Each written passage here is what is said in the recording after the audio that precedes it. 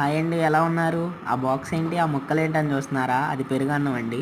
రాత్రి నేను పెరుగన్నం తోడేసుకుందామని అన్నంలో పాలు పెరిగేసి తోడేసి బాక్స్ వేసి పక్కన పెట్టానండి.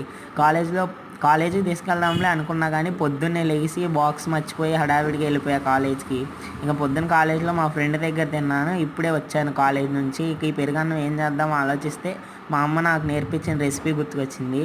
ఇక నా దగ్గర ఉన్న క్యారెట్, బనానాను ముక్కలు కోసుకొని, కొద్దిగా ఉల్లిపాయ ముక్కలు కూడా కోసుకొని అవన్నీ ఆ పెరుగన్నంలో వేసి కొద్దిగా ఉప్పు, కొన్ని నీళ్లు పోసుకున్నానండి.